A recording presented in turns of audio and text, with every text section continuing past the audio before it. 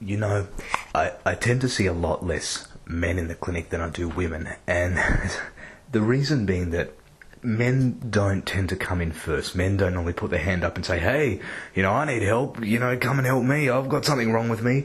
Women are normally much quicker, as a huge gender stereotypical sweeping statement to make, at being able to say, look, I need some things aren't well, I want more energy.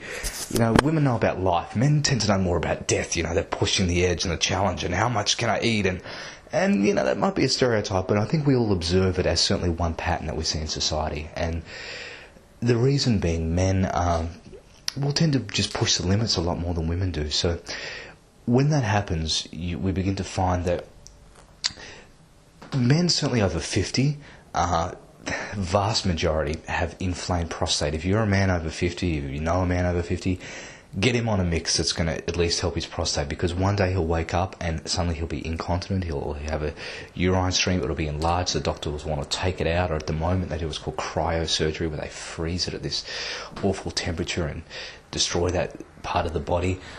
Now, one of the herbs in very simply called a male mix, very generic mix, is called saw palmetto, a herb that does the prostate, enlarged prostate. And let me tell you, saw palmetto is a herb they use to produce results fast for men if they've got any sort of prostate problems.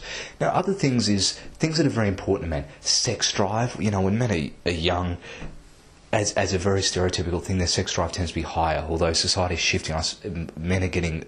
I see a lot more impotent men now than I ever did in the past. In fact, I see men in their early 20s. I see a huge number now who are impotent, and a lot of that, I certainly believe has to do with cholesterol, a lot of meat, a lot of very thickened blood, poor circulation.